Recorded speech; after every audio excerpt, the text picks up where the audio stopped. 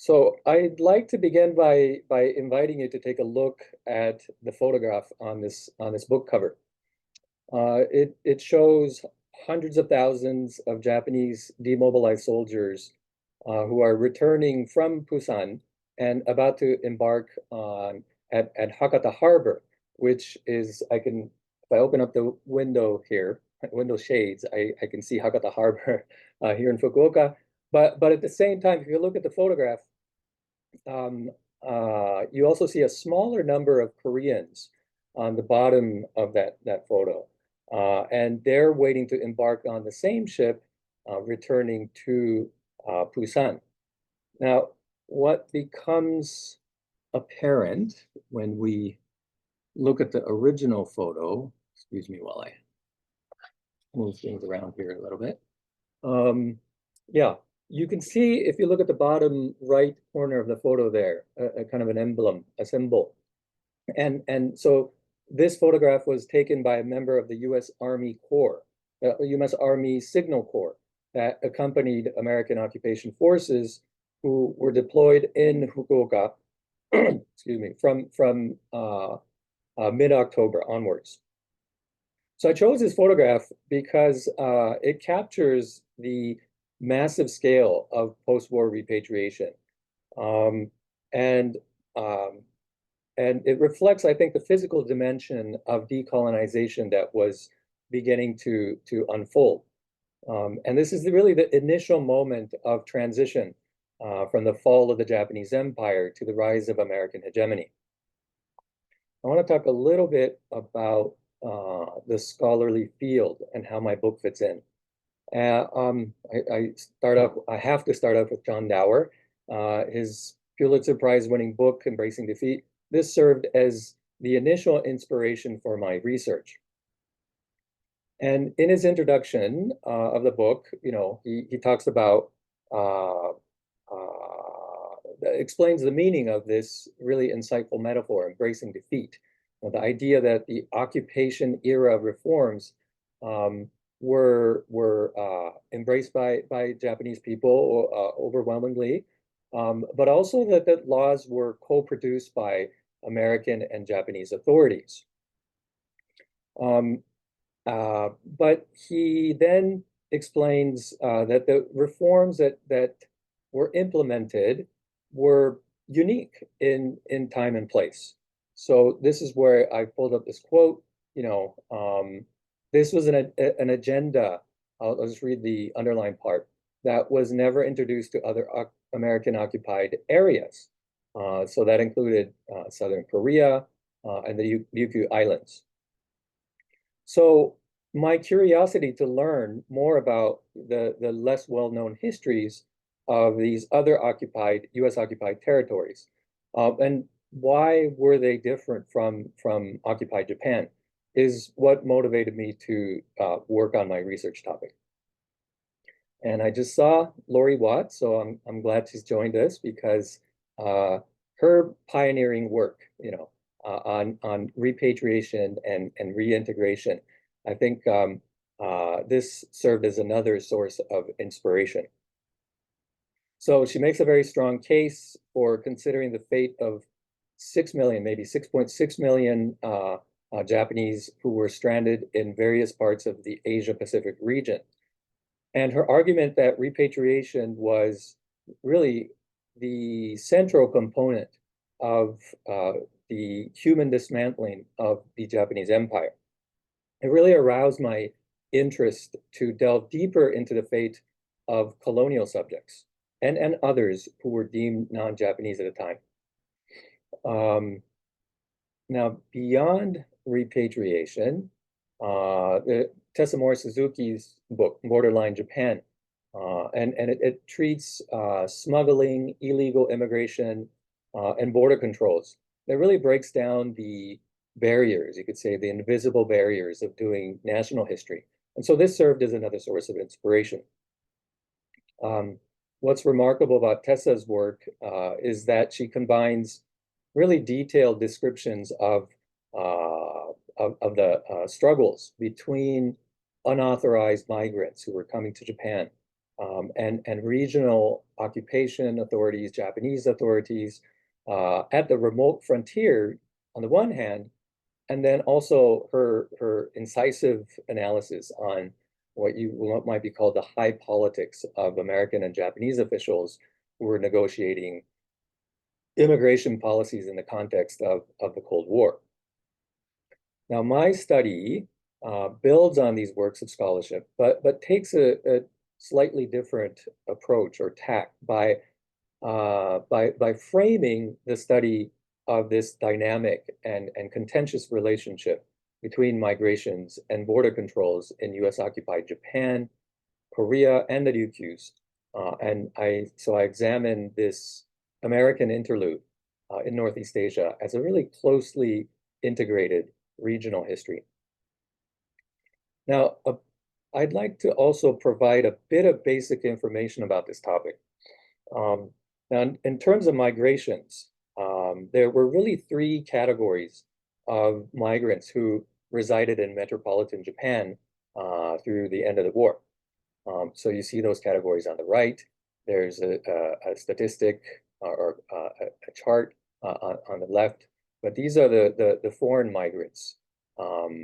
And there's 6 different years when this data was compiled. But you can see that from the Meiji period to just 1940, the largest number of migrants, foreign migrants were Chinese, and then there are others from Western countries. Second, are the colonial migrants, second category.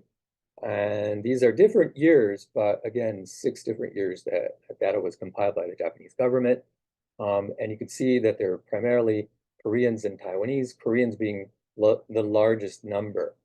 And then you have internal migrants. That means, those who were moving between prefectures. And, this is where this is Okinawans, but there are no real statistics that I could find because they were not compiled. There were no regulations about internal migrations, as far as I know.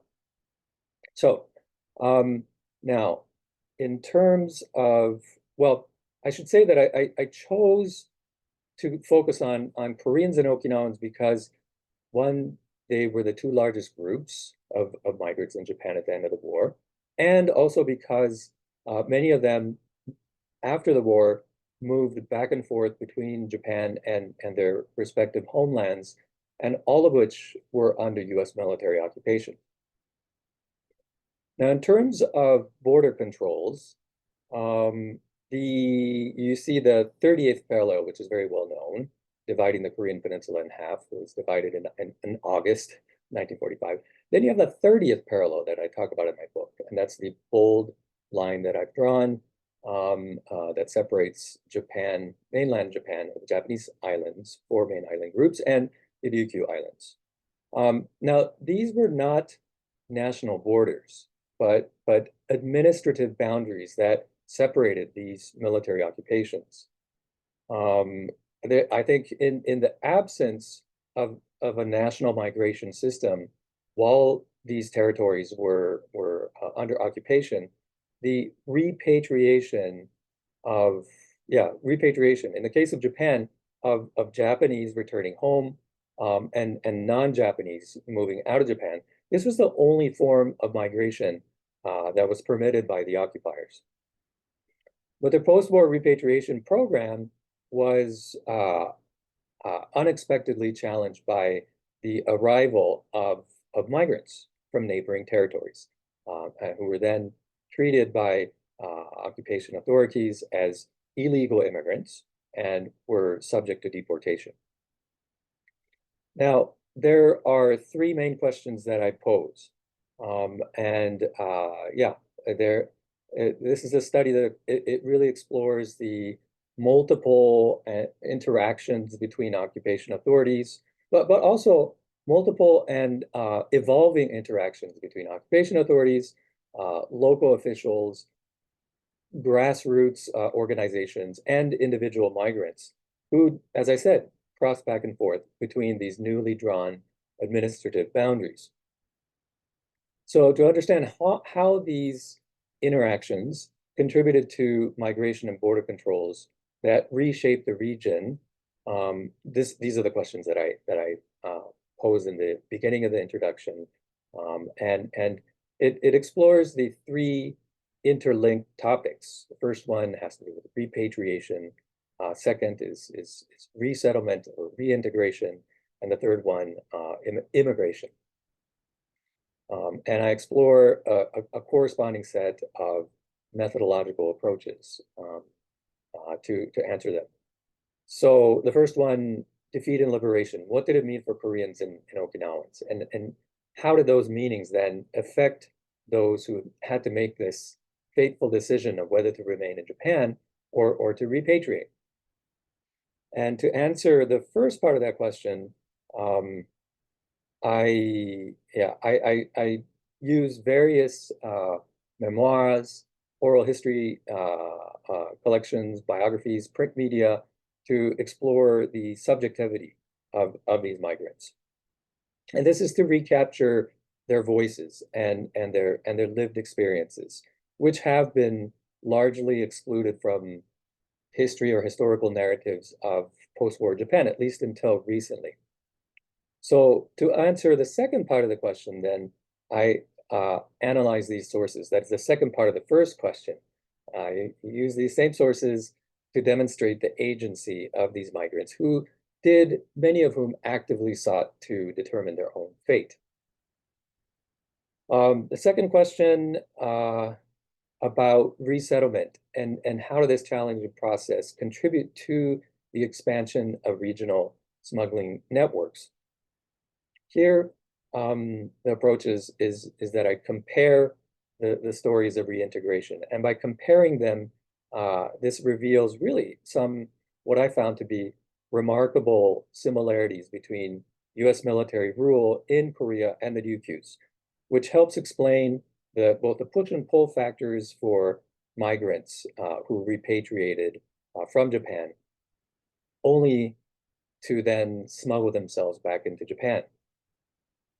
And the transnational or transregional framework helps to explain both the causes and effects that tie together this overlapping process of repatriation, resettlement, and immigration or smuggling, human smuggling.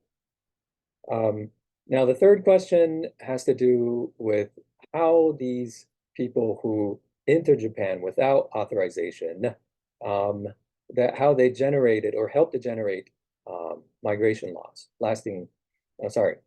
there were exclusionary migration laws. And I think this question should be answered, or I did answer, in the dual context of the Cold War and decolonization that was happening. So examining the process of creating migration and border controls or the regimes should be framed as a trans-regional framework. That is, a trans-historical study. And that is transcending the temporal divide between the fall of the Japanese Empire and the rise of American hegemony. And again, I don't want to spend too much time on this section, but just a quick word about key concepts plus my main themes and arguments. Hegemony, it's defined variously, but I prefer to use it in a more classical sense. That is, the word comes from a Greek word. So that is a political military dominance. Now, applying this concept to the study of American power in Northeast Asia after World War II, I believe the history of US military occupations really serves as a useful site for examining the rise of American hegemony in the region. So this is one of my themes, one of the main themes. Joseph Nye, I'm not a historian, but he defined the emergence of hegemony when one state is powerful enough to maintain the essential rules of governing interstate relations.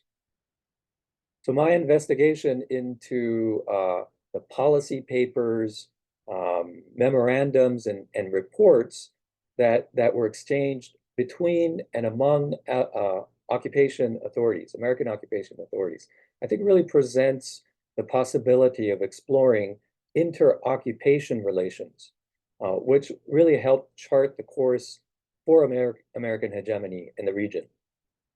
So one of my main arguments is what's in blue, and I think I'll read it out loud. The extent of cooperation and coordination among American occupiers, as well as their competing jurisdictions and interests, determine the mixed outcome of using not just repatriation, but deportation as tools for dismantling the Japanese empire. All right, now by exploring the extent of America's hegemonic power through the study of migration and border controls in these occupied territories, I found that the occupiers relied quite heavily on local support to regulate human mobility. So that the legislation of new migration laws in Northeast Asia required close cooperation, but also collaboration between the occupier and occupied. And this is the second theme of my book. That analyzing the motives, the process, and the outcomes of this collaboration was essential to understanding how each side viewed new categories of aliens in the wake of the war and empire. Then they negotiated how best to exclude them. So my argument then is that the heightening Cold War, deepening collaboration between occupiers and local authorities co-produced these stringent migration laws. But it also didn't necessarily resolve the problem. There were new problems. How do you distinguish South Koreans from North Koreans in Japan or anywhere else? And these newly renamed Ryukyuans, how do you distinguish them from the Japanese? All right, these were kind of new problems that resulted. All right, now to the findings. In answering the first main question about defeat and liberation, I found that the range of reactions to Emperor Hirohito's surrender announcement on the radio were really as diverse as the migrants' backgrounds. So, for example, and this is just a recent oral history collection, maybe it's not so recent, of first-generation Koreans in Japan. But yeah, and here is another collection. This is an oral history collection written in Korean that provides evidence that Koreans in Japan, who arguably most welcomed liberation, who most immediately embraced not defeat but embraced liberation and repatriation, were those who were forcibly mobilized into the labor and military service for the Japanese war effort. So I won't read this quote. I'll leave it out there. But yeah, it's about someone, a conscript laborer who describes that moment of Japan's defeat and how the Allied prisoner or American prisoners of war were also very close to where they were working. They were freed, and so were the Korean laborers. There are other biographies that I used, and I think this one, written by a Zainichi Korean, it shows that other long-term Koreans or residents, they were just as eager to return to their liberated homeland, but they ended up staying behind to help organize self-governing associations that prioritized the safe return of compatriots. I'll talk about this a little more. But turning to Okinawans, there were labor migrants, there were war evacuees, mainly in Kyushu. There were also repatriates who began to arrive at Japanese ports from Micronesia and elsewhere. And so for them, and especially those who had lived in Japan during the war years, there was this deep-seated resentment against Japanese society for very often treating them as second-class citizens, and also resentment against the Japanese state for its willingness to sacrifice Okinawa during the war, only to end the war before it came to the main Japanese islands. So these kind of feelings drove many to begin to reassess their identity. So this is just one. I don't want to read all of it, but Yamashiro Zenko, in his autobiography, just said that he had no feelings, and this was because of the anger of this anti-Japanese feeling that he had felt, and which was based on a long history of suffering among Okinawan people. There were other Okinawans who were more explicit in welcoming their emancipation from Japanese rule and enforced liberation. So yeah, you see at the bottom of this quote that the history of Okinawa was full of oppression. The war sacrificed Okinawa. From now on, we are liberated. And the word Uchinanchu, right? Okinawans, shall start out over as Okinawans. So again, this reassertion of an Okinawan identity. Now, turning to the issue of migrants' agencies, I want to emphasize the effectiveness of the newly formed ethnic organizations that facilitated the massive rush of return migration. So on the one hand, whereas the Japanese authorities were, after the war, concentrated on selectively deporting only those who served in the military and labor, those conscripts were being deported, and other groups of Koreans, and Taiwanese were neglected. These Korean organizations began to be formed. They assisted each other, and they helped a much larger number than those who were being deported. An estimated 500,000 compatriots, by helping them to return home by chartering small fishing boats that returned them to Korea. And this has been described but as a spontaneous mass exodus. So unlike the picture that we started with, a large commercial boat that was used for repatriation purposes, these are small boats, and just a flood of people returning in that way. So then the League of Koreans that I talk about in my book emerged as the most influential organizational actor in occupied Japan. And they succeeded in negotiating with the Japanese ministries of transportation, Ministry of Welfare, to take charge of all practical matters relating to the repatriation of Koreans. It also engaged in a prolonged struggle to ensure that those who remained in Japan would be recognized as liberated people. I'll talk about that later. Now, the League of Okinawans, which consciously modeled itself after the League of Koreans, also advocated repatriation and the pursuit of greater autonomy. So they identified themselves as ethnic Okinawans, and the League repeatedly criticized the Japanese government for its indifference to the plight of fellow islanders, who were stranded in Japan for nearly a year after the war. They wanted to return, but they were unable to do so. They also drafted and sent petitions to General MacArthur, and that won the sympathy of SCAP, which that's the Supreme Commander of the Allied Powers, which promised assistance to whom they called Ryukyuans, and who were included in the mass repatriation program for all non-Japanese. So the meaning of defeat and liberation, it did evolve over time.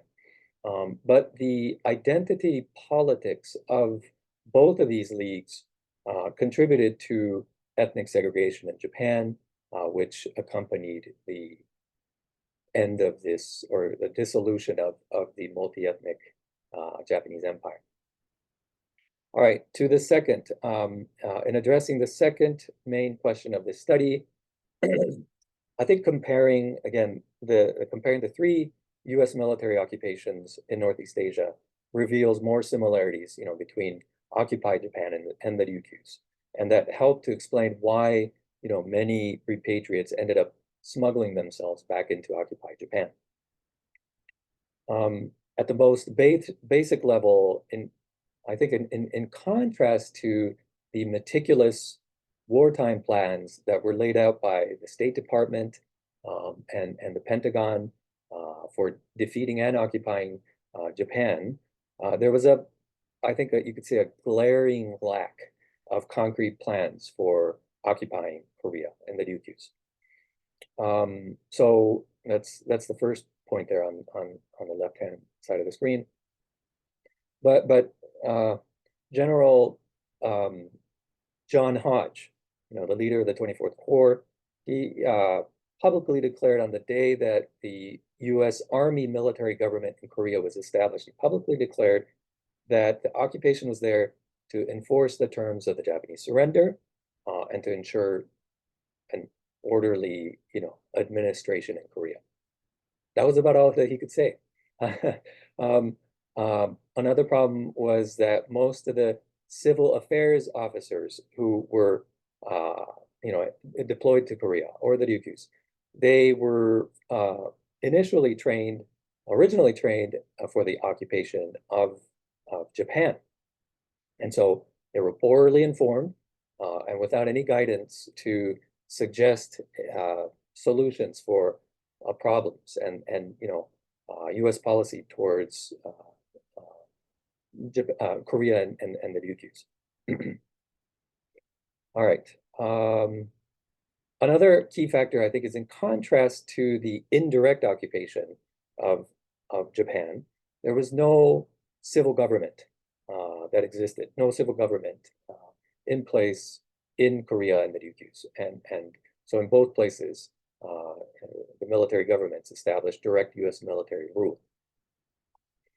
In Korea, General John Hodge refused to recognize I'm going to switch to the next point. Okay. This is in talking about the resettlement and the problems that repatriates encountered. But yeah, General Hodge did not recognize the newly formed Committee for the Preparation of Korean Independence. And, there was a Korean Republic that was announced, but was not accepted by Hodge either. There were also local people's committees, which, together with the CPKI, tried to establish an interim government in the wake of liberation, in the wake of colonial rule. There was intense political rivalries that characterized post-liberation Korea. And in the face of that, I think it's fair to say American occupiers floundered in searching for reliable local officials. And so the ad hoc measures that they implemented often contributed to deepening chaos and instability there. So for example, their slow pace of labor reforms, again, in contrast to occupied Japan, combined with the rush to transition to a free market capitalism in Korea, this resulted in rampant inflation. And it led to general strikes and a violent peasant uprising by the fall of 1946. Many repatriates escaped from this kind of civil turmoil and headed back to Japan, and were joined by others who fled from other uprisings that followed. All right, I think the theme of inter-occupation relations that I mentioned earlier, I think this provides another useful means for explaining the cause and effect connection between the problem of migrant resettlement and the smuggling that resulted from it. So, for example, military government officials were critical of of SCAP's customs regulations, and which were in place by I think October of 1945, but it imposed a limit of carrying back $1,000, 1,000 yen, sorry, in currency, as well as whatever people could carry with them, right? So the military government in Korea repeatedly requested that SCAP relax these strict limitations because they were contributing to poor and destitute conditions of Korean repatriates. And it was also contributing to black markets and smuggling. So this poor level of coordination and cooperation also not just between those occupation administrations, but between occupation authorities within Korea also created another problem. So, for example, several reports from the Army military government in Korea indicated that this 40th Infantry Division, assigned to supervise repatriation at the port of Busan, felt that its responsibility was limited to processing Korean repatriates, not necessarily to attend to their welfare or to their resettlement. So as a result, Busan became congested with Korean repatriates, not to mention Japanese repatriates on the way out. But for the Koreans, they had arrived home, but couldn't afford the train fare to return to their homes. And so this growing population of stranded returnees contributed to an expanding black markets in and around Busan, and which became linked to those black markets in Japan. All right.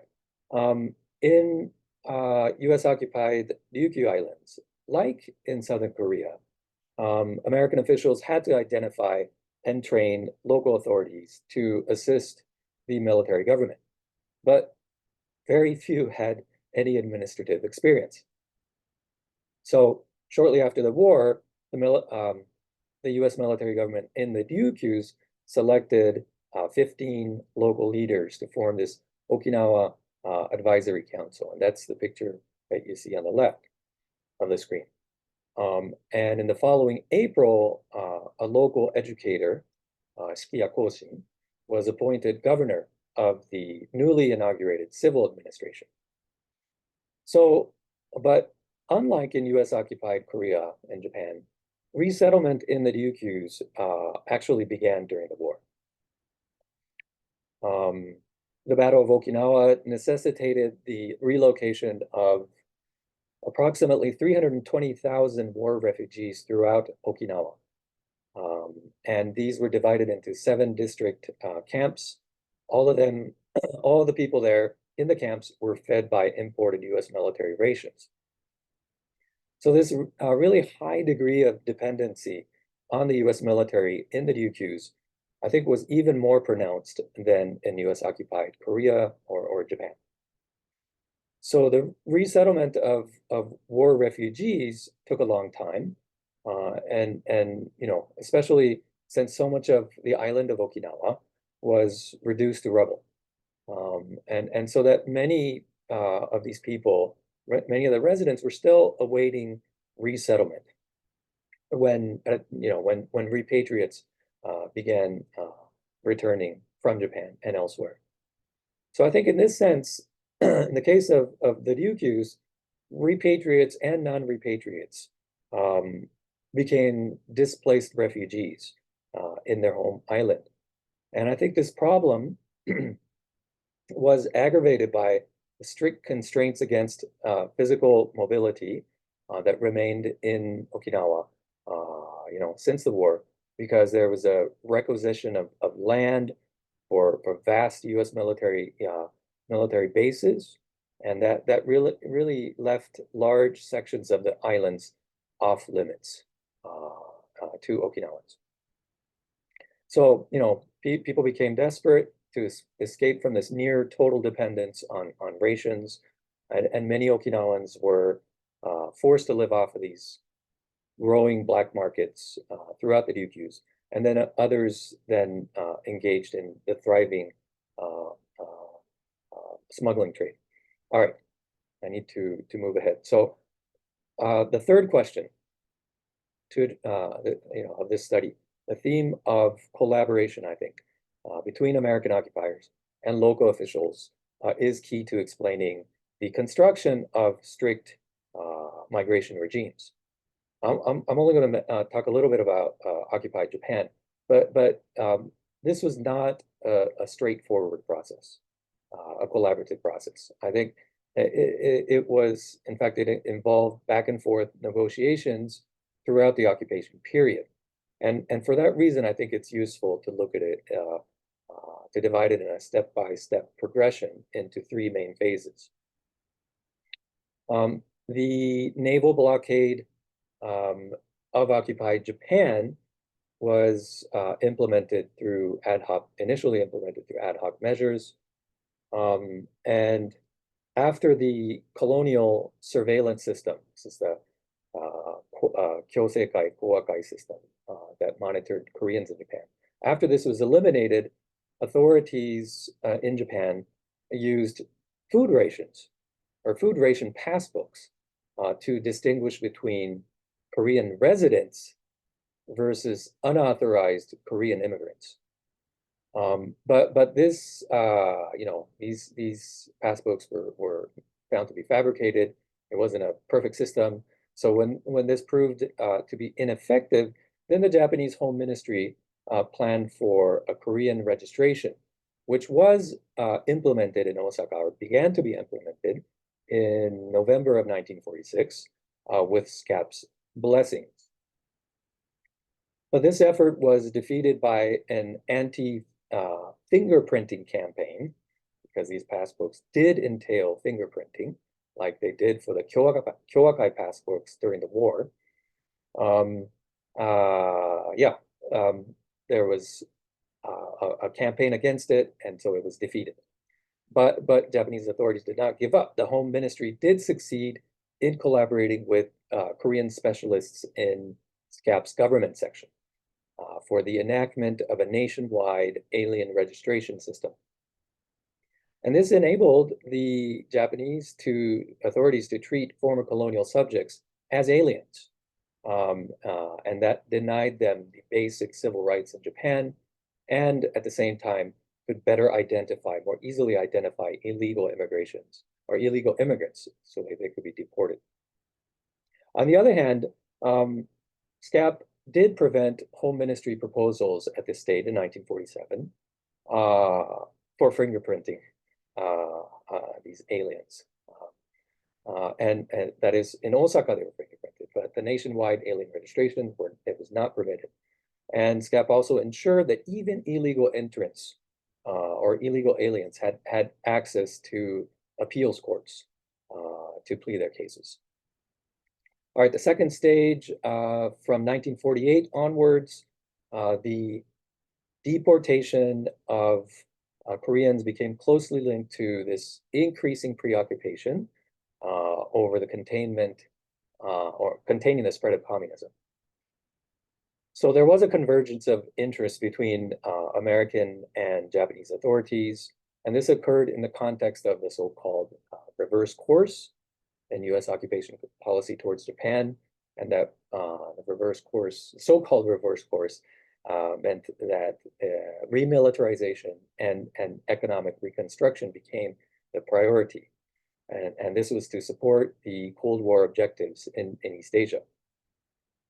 Now, at the same time, there was a series of violent incidents in 1948, and that led to a direct clash between not just Japanese authorities and Koreans, but also involved occupation personnel. And this report resulted in the deportation of activists, of the Korean activists. Now, this, at that time, this has been quoted in a number of studies, but Prime Minister Yoshida Shigeru wrote a letter to MacArthur, General MacArthur, saying that, these are communists, they're illegal immigrants, working in the black market. They don't contribute anything to Japan. They should be deported. Okay, and coming up with a figure of 1 million Koreans who are invading Japan. Now, General MacArthur rejected this offer of deporting all Koreans, and that was on humanitarian grounds. But he did give the green light to the Prime Minister for forcibly shutting down the League of Koreans, and this was on the pretext that it constituted a quote-unquote subversive organization. And this action really reflected the dawn of the Red Purge in Japan. All right, finally, the third phase, from mid-1949, occupation authorities became increasingly determined to reshape Japan's migration laws, much in the image of the United States and the laws that existed in the US. So with the outbreak of the Korean War, they decided to implement a counterpart to the US government's Internal Security Act, which was passed in 1950. In the following year, in 1951, SCAP, asked for the advice of a recently retired official from the US Immigration and Naturalization Service to come to Japan. And this was, again, kind of a brief reflection of the Americanization of Japan's migration controls. So I won't read this quote by that immigration official, but there was a draft legislation that would make it easier not only to round up and deport illegal immigrants, but anybody who was considered to be subversive of the Japanese state and the occupation. So this proposal was readily accepted by the Japanese government and enacted on this legislation because it granted Japanese officials what they had been seeking from 1946 onwards. That is a broad administrative authority, discretionary authority to deport illegal immigrants, resident aliens with criminal records, and again, those who were considered to be subversive aliens. All right, just a last sentence or two, just to explain the significance of this study. In my conclusion, I compared migration and border controls between US military occupations in Northeast Asia and Central Europe after World War II.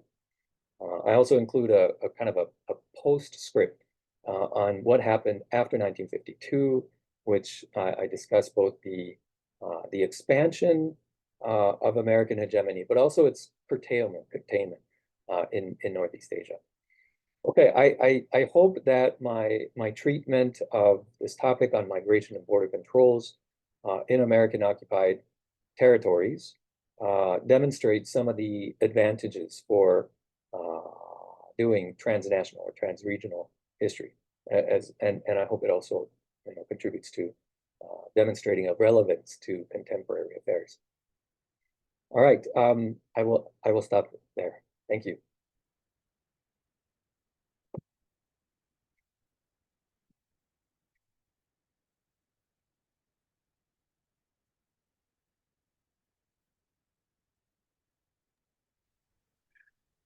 Okay, thank you for your talk, Matt. And I very much enjoyed reading your book, and and thank you for inviting me to this your book talk event. And I think this is a very a great opportunity to discuss the significance of your work. And because I've been working on the history of the U.S. occupation of Japan and Korea and the Korean minority question, I have actually lots of questions and comments, but I will focus on a few key elements regarding the significance of your work, and especially elements you didn't have time to touch upon in your talk. And first of all, this is a very ambitious work. examining both Koreans and Okinawans in Japan, and the return migrations and resettlement in U.S. occupied Korea and Okinawa. I think the books focus on Okinawa and Koreans. The books focus on Koreans and Okinawans in Japan and Okinawa. It's very important because it compels us to understand the formation of post-war Japan differently, and to look at the complexity and the contradiction of so-called post-war democracy, Sengo Minshishugi, and the post-war pacifism. And as we all know, Okinawa was under U.S. military occupation until 1972, and currently has 70% of entire U.S. military bases and facilities in Japan. And in a sense, the pacifism of post-war Japan has been secured by the U.S. military presence and the transformation of Okinawa into a fortress island. And in fact, this is what the Japanese government wanted from the beginning. So, for example, in September 1947, the famous Tenno message, Japanese official told SCAP that Emperor Hirohito was wishing the continuing presence of U.S. military forces in Okinawa to protect Japan. And so here, we can see, how Okinawa, Emperor Hirohito, and post-war pacifism were closely linked.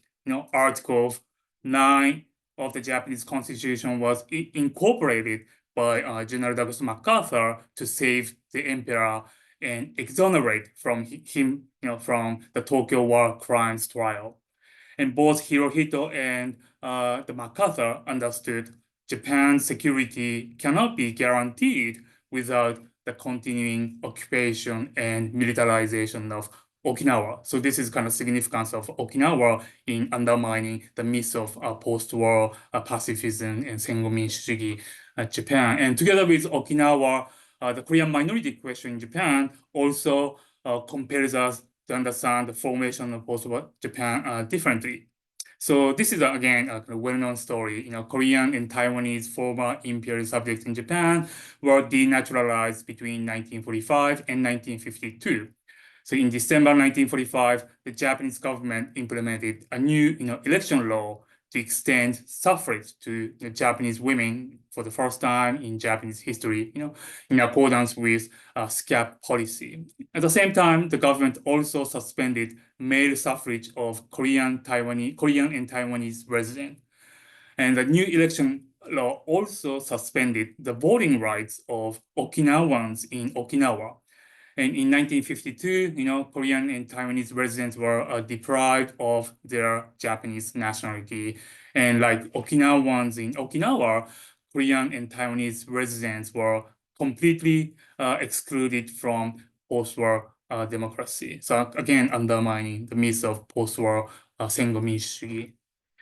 And apparently, this denaturalization of Koreans and Taiwanese in Japan went hand in hand with the occupation's de-Japanization policy toward Okinawa and Okinawans in Japan, which this book has extensively examined. So the book examines how Okinawans in Japan were categorized as non-Japanese, like Koreans and Taiwanese residents. And the book also examines, how SCAP organized the repatriation of those, non-Japanese, including Koreans and Okinawans. And here I want to ask about the question of sovereignty and the legal status of Okinawans. So what was the legal status of Okinawans in Japan, and how were they treated by, both SCAP and the Japanese government? I'm also interested in the voting rights. So Okinawans in Okinawa could not exercise their voting rights because the 1945 new election law proclaimed that no election could be carried out in US-occupied Okinawa and Soviet-occupied Northern Ireland, including Tsushima. So I'm curious how the political citizenship of Okinawans in Japan was defined. And I was also wondering, if you could explain more about the linkage between the occupation separation of Okinawa, the question of sovereignty, and the occupation's de-Japanization policy toward Okinawans in Japan. So this is my first question, and I will come back to my second question after your response.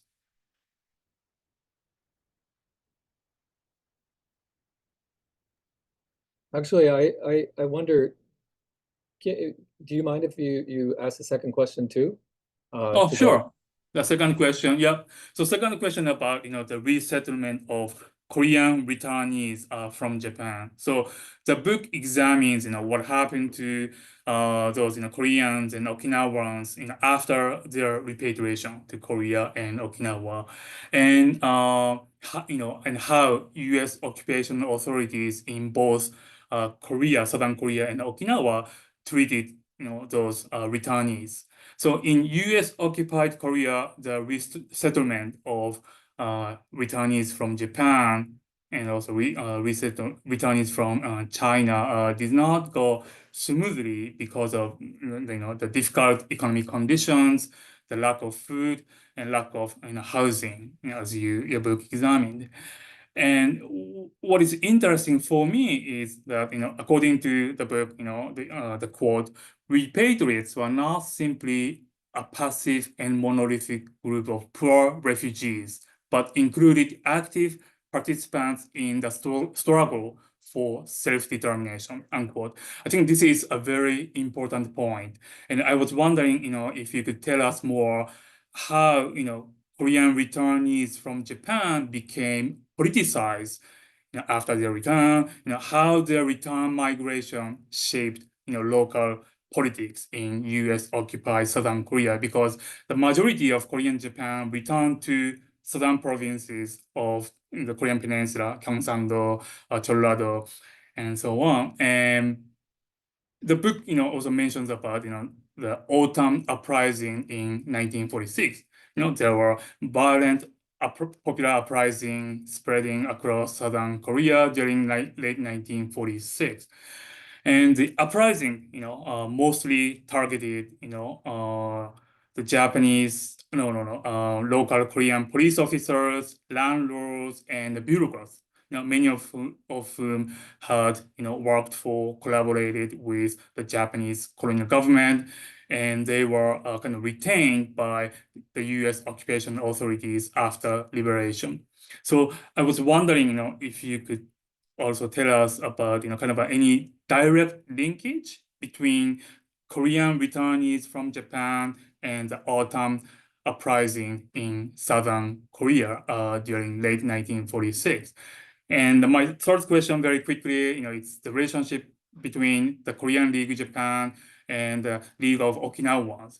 So your book mentions the formation of the League of Okinawans, and the activities were very much kind of inspired by the Korean League in Japan. So I was wondering, if you could tell us more about their the relationship, any interactions in post-war Japan. Yeah. All right, thanks very much. I realize that those questions are ones that I didn't cover in this talk, but I have talked about it in another book talk. So actually, if you don't mind, I'm going to see if I can use some of the PowerPoint slides to explain from this other talk that I've given. All right. Yes. All right. So I think you're right to point out in terms of the first question, the separation of the Ryukyu Islands from Japan, and the question of its political disposition of the Ryukyus, and the ambiguous status of Okinawans. They're closely related. But I think this is another example of how the lack of interoccupation coordination resulted in some of the contradictions of treating inhabitants of the Ryukyu Islands as quote-unquote Ryukyuans versus Okinawans in Japan, who ultimately were treated as Japanese nationals. And I'll explain what I mean by that. In the introduction, I described briefly that the task of matching, peoples to territories through repatriation depended on how the Japanese Empire was going to be divided, and who, which of the allies were going to administer those territories to be divided and occupied. Now, in terms of Okinawa, in 1943, the Territorial Subcommittee of the U.S. State Department drafted its first policy document regarding the Ryukyu Islands, and proposed that they should be separated from Japan. And actually, this document, I seem to recall, was the first to propose the 30th parallel that you see on the map there. And that means, that the 30th parallel division, line of demarcation, came long before the 38th parallel line of demarcation between Northern and Southern Korea. But the second point there on the slide, it wasn't until after the war when it was the Japanese government that requested a clarification from SCAP regarding the territorial limits of Japan. That's when in response, and after a few months of talking within government circles, that the 30th parallel was officially designated as the territorial boundary between Japan and the Ryukyus. Now, as I wrote about in the book, this meant that the Amami Islands became the northern Ryukyus, as you see on the map there. And this was 5 months after the Japanese surrender. This is what happened. Now, I wrote a little bit in the book, described a tiny bit about how the U.S. Navy, based on Okinawa Island, had dispatched a survey team to Amami Islands, and they advised against this move, because it ignored the fact that the Amami Islands were an integral part of Kagoshima Prefecture, and not to mention, under Satsuma domain, it was part of the Satsuma domain since the 17th century. But this, I think, it was ignored. I think this was several inter-occupation disputes, including SCAP, MacArthur's insistence to repatriate Okinawans and Amami Islanders, who he called, Ryukyuans, from Japan, and the military government under the Navy's command that refused to accept them, repatriates, until they were prepared to handle them, because they were already resettling war refugees. Now, the territorial separation of the Ryukyus inevitably raised the question of what would happen to its future political disposition.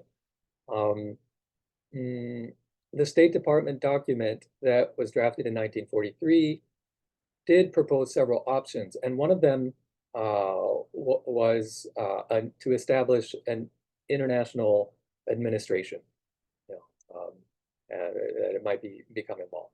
It was very vague, but that meant international administration in the post-war context meant establishing a trusteeship in the Ryukyu Islands, which, a trusteeship implied that the islands might become an independent nation in the distant future. This was the policy, as you know, very well know, that the US government initially proposed for Korea. And in fact, the US Navy's administration in Micronesia did establish a US-led trusteeship, I believe in 1947. So as a result, Okinawans in their home islands, but also Okinawans in Japan, they actively discussed this possibility of trusteeship and what it meant. But in contrast to that, the US policymakers didn't commit to the trusteeship formula. And I think it's because they preferred to have free reign in administering the Ryukyu Islands. Now, whether we call this strategic ambiguity, in contemporary parlance, or what sometimes you hear about, I think it did create problems for occupation authorities, and especially regarding the question of how Okinawans or Ryukyuans should be treated. Now, okay. So in my study, I discussed the SCAP's what I call de-Japanization policy.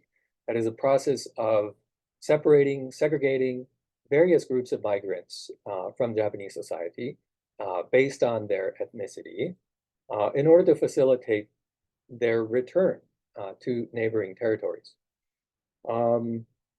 The genesis of SCAP's de-Japanization policy, I think, is this SCAP in 224 in November of 1945. It established schedules and quotas for groups of non-Japanese who should be or would be repatriated from these designated repatriation ports that you see on the map there. Ryukyuans were included among these non-Japanese, Koreans, Formosans, Taiwanese, and Chinese. So Ryukyuans included, and they were eligible for repatriation. Now, the American stance that Ryukyuans were not really Japanese was a view that came from wartime studies that were prepared after that State Department document paper I just mentioned. So the OSS prepared kind of an ethnographic study. And there was another US Navy prepared a civil affairs handbook to familiarize civil affairs officers with the territories that they were planning to invade and occupy, that is in the context of war. Yeah. Now, to expedite, I should say the inclusion of Ryukyuans as non-Japanese, I think, was aimed at further justifying, this separation of the Ryukyu Islands, as well as, the inhabitants in those islands from Japan. Now, the next one, the SCAP in 746, that was in February, to expedite the return of non-Japanese. That's when SCAP decided to register all non-Japanese. So you have Koreans, Chinese, Ryukyuans, and Taiwanese. To do so within a month to determine their intention, whether they were going to repatriate or not. Over 140,000 Ryukyuans ended up registering their desire to repatriate, and maybe 60,000 did not, or they registered but said they would remain in Japan. This included the Amami Islanders, and whose home islands were recently separated, right? Yeah, they're separated in January of 1946. But so by de-Japanizing Okinawans and Amamians in Japan, I argued that SCAP treated them as Japanese, but not really Japanese. They're as perhaps as semi-colonial subjects, and strongly encouraged them to repatriate to the Ryukyus. But SCAP's treatment of Ryukyuans as non-Japanese had no bearing on the legal status of those who remained in Japan. So this is another slide from another talk. I'll skip over it. The first policy statement that addressed the status of various groups of imperial Japanese subjects, I think one that you're familiar with is this Joint Chiefs of Staff issued to General MacArthur. It's called the Basic Initial Post-War Surrender Directive. and it's part of it is quoted on the left there. It's not very long, but you could see that it was a very ambiguous policy. Foremost in Chinese, that is Taiwanese. Koreans could be Japanese, or they are not Japanese. And they can be treated as enemy nationals in case of necessity. So this, yeah, I think was a highly ambiguous policy towards Koreans and Taiwanese. It gave SCAP broad discretionary authority to determine, their treatment according to various circumstances. I think it's important to note that Okinawans or Ryukyuans are not even mentioned in this directive, meaning their legal status was not on the radar of the US government. And neither were they included in the Alien Registration Ordinance that I just mentioned, first enacted in 1947 and then revamped and reenacted in 1949. And of course, the Alien Registration Ordinance required Chinese, Taiwanese, and Koreans to be identified as foreigners, even though their legal status was technically that of Japanese nationals until a peace treaty was signed. Right, so Okinawans were not included. I think it's fair to say that by this time, 1947, those people working in SCAP's government section and legal section were made aware of the legal distinction between Okinawans and colonial subjects. Based on the Imperial Japanese government's household registry system. And that was in the process of being reformed, right? Along with the civil code. So after the separation and abolishment of Okinawa Prefecture, the disappearance of Okinawa Prefecture, the Japanese government encouraged Okinawans in Japan to transfer their household registries to their place of residence. I wrote about this a little bit in chapter 1. And this transferring tenseki in Japanese, right, of household registries was not allowed, a right that was denied to colonial subjects unless they married into a Japanese household, right? Now, at the same time, as you, I think, rightly point out, the Japanese government did exclude colonial subjects from participating in the first post-war general elections, the Shugi, lower house elections, right? December of 1945. But the government also ensured that Okinawans could vote. Okinawans in Japan who did not repatriate could vote as long as they resided in Japan. So I think knowing that, SCAP, I think, was reluctant to and did not interfere with these decisions that the Japanese government made. And they became, I think SCAP avoided becoming embroiled in this complicated and sensitive questions about nationality status.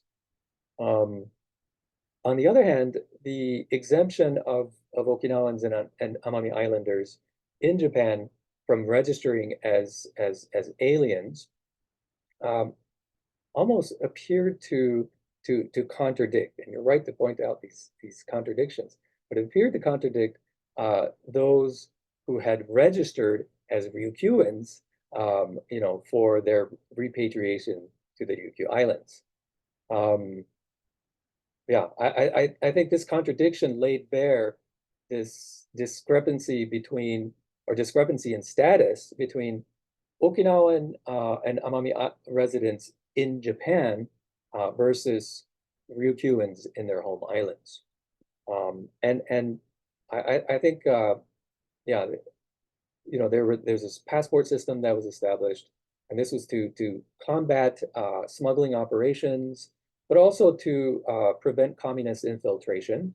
US military authorities in the Ryukyus, but also in Japan, jointly implemented these new travel regulations from 1949. But as I wrote about in the book, too, the Ryukyu residents who went through these border control procedures recognized pretty quickly that the personal identification documents, and some of which you see copied, copies on the slide, yeah, they were identical, almost identical to passports that to produce at national immigration officials, right? I think many were understandably upset that they had to apply for these quote unquote passports because of course it implied that they were foreign nationals, right? So I think this passport system highlighted this unresolved issue of the legal status of Ryukyuans, while on the other hand, Okinawans in Japan were recognized as Japanese nationals. Second question, resettlement. Yes, okay. Resettlement yeah. I think in order to think about and to perhaps measure the political impact of these massive waves of repatriates, returnees, but also refugees coming from North Korea into the South. I think it's important to clarify their mixed backgrounds. And let me see. All right. I think it's worth noting that as I have in the first point there, Syngman Rhee, Kim Koo, other leaders of the newly formed political parties in Southern Korea were overseas repatriates too. Not to mention Kim Il-sung and others who returned from China in North Korea. Of course, their credentials as nationalist leaders and independence fighters place them at the pinnacle, I think, of post-liberation Korea's social hierarchy. Now, and on the opposite spectrum, there were these masses of faceless, unknown, homeless, unemployed repatriates from Japan, and most of them who were laborers, right? And I wrote how they formed kind of a new underclass in South Korea. So in terms of reintegration, this mixed reception of reintegration, I think often created these mutual feelings of mistrust, animosity. And I use this quote in chapter 4 of my book to capture the voice of a repatriate from Japan, who was embittered that people like himself became beggars in the South. I won't read it out loud, but basically it's a critical description of patriots who served in the Korean Liberation Army in China during the war. And many of them became prominent figures in rightist organizations, political organizations. I think the quote reflects how poor repatriates from Japan were affected by leftist political ideologies. And in fact, many of these disgruntled or aggrieved repatriates joined political forces in Southern Korea, and many of whom blamed Japanese colonial rule for their problems, economic problems. So for them, purging Korean collaborators, redistributing Japanese wealth, these were the first steps towards rebuilding their divided nation, right? And that's exactly why I think, as I wrote about, this is what the people's committees had promised, to provide Japanese housing to repatriates, jobs, to help find jobs for repatriates. So, the people's committee and the repatriates who were drawn to this were embittered by the military government decision to confiscate all Japanese property, assets, so they could be subject to reparations, allied reparations negotiations, right? So some repatriates continued to work with people's committees after they regrouped as political parties, and other people I think joined political activists who coordinated their work. Sorry, they established alliances, transporter alliances with their counterparts in Japan. And this is the League of Koreans in Japan. The representatives established liaison offices in Busan to coordinate the work with local welfare organizations, providing aid for repatriates.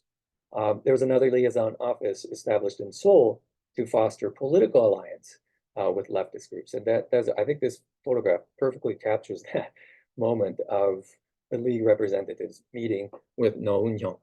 Right? Now, again, I want to emphasize that the overwhelming majority of repatriates from Japan were former peasants, dispossessed from land. They were recruited into industrial work, or they were conscript laborers in Japanese coal mines and munition factories. They were deported, many of them were deported from Japan without receiving their wages, their mandatory savings, pensions.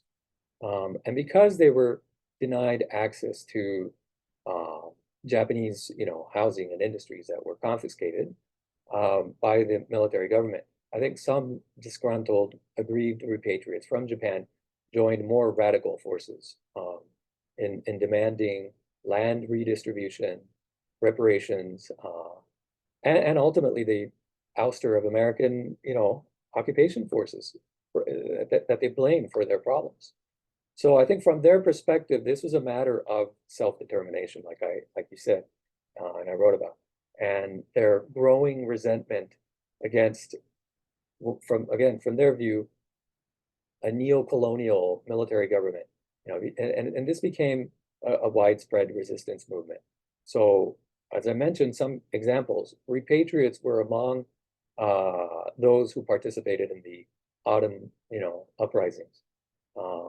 And that clashed with military government, but also rightist Koreans, and they suppressed the leftist Koreans because they, drew more inspiration from radical reforms that were implemented in Soviet-occupied Northern Korea.